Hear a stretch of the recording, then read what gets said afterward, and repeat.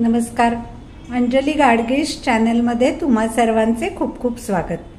आज आपण करतोय आपला नेहमीचा पारंपरिक मसाले भात, पण तो आपण करतोय इन्स्टापॉटमध्ये. आपण त्यासाठी काय काय साहित्य घेतले ते मी तुम्हाला सांगते. 2 वाट्या तांदूळ मी स्वच्छ धुवून ठेवलेत. त्याच्यानंतर गोडा मसाला, हळद, मीठ, तिखट, खडे मसाले, इथे सगळ्या भाज्या घेतल्या आहेत. त्यात मी फ्लॉवर, तोंडली, दाणे, बटाटा, मटार असेल तर मटार घालू शकता, काजू, हे सगळं स्वच्छ धुवून भिजवून ठेवलं होतं. भाताच्या मापाचं मी 2 वाट्या तांदूळासाठी 5 वाट्या पाणी घेतलंय. तेल आणि तूप दोन्हीही मी 1-1 टेबलस्पून घालून त्यावर सगळ्या भाज्या आधी परतून घेणार आहे. 4 ते 6 माणसांना हा मसाले भात व्यवस्थित पुरतो. इन्स्टापॉटमध्ये मी 1 टेबलस्पून तूप आणि 2 टीस्पून तेल असं घालून घेतलंय. आता मी स्टार्टचं बटन दाबतेय आणि मी सॉते मोड ऑन करणार आहे. आता तिथे 5 मिनिटं ऑटोमॅटिक येतात. थोडंसं तेल तूप विरघळलं आणि ते तापलं की मी त्यात बाकी सगळं आपलं फोडणीचं साहित्य घालणार आहे. आपलं तेल आणि तूप पूर्णपणे विरघळल्यावर मी थोडंसं जिरं, जिथे तेल तूप असतं तिथेच घालून घ्यायचंय. ते थोडंसं जरा फुटायला लागलं की बाकीचं घालणार आहे.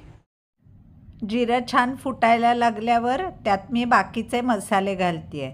तमालपत्र घातलंय, आपण घेतलेलं लवंग, मिरी, वेलची हे पण त्यात घालून थोडंसं खमंग परतून घेणार आहे. खमंग परतून झाल्यावर त्यात आपण आपली मापाची हळद घालून घेऊया. त्याच्यात सर्व आपण धुवून ठेवलेल्या भाज्या घालायच्या आहेत. त्या छान परतायच्या आहेत. त्यामुळे भाज्यांना तेलाचं एक छानसं कोटिंग येतं आणि त्या खमंग लागतात. थोडंसं किसलेलं आलंही घालू शकता. आपण घेतलेलं ते सर्व भाज्यांचं मिक्स छान परतून झाले. आता मी हा गोडा मसाला, थोडंसं तिखट, मीठ हे सगळं घालतेय. आधीच जर आपण तेलात मसाला घातला तर तो मसाला सगळा जळून जातो, म्हणून आधी भाज्या घालायच्या.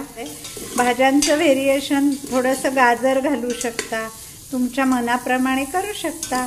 आता हे थोडंसं मी जरा परतल्यासारखं केलंय. तोर आपला सौते मोड 5 मिनिटाचं संपलाय. आता मी त्यात तांदूळ घालणार आहे. धुवून ठेवलेले मापाचे तांदूळ त्यात घालून थोडंसं परतून घ्यायचंय. आपण ह्यात आल्याचा कीस, थोडासा टोमॅटो असंही चवीप्रमाणे घालू शकता. ते भाताबरोबर घालायचं किंवा भाज्यांबरोबर घालायचं. आपल्याला जशी चव आवडत असेल त्याप्रमाणे घालू शकता. मोजून ठेवलेलं मापाचं पाणी घालूया.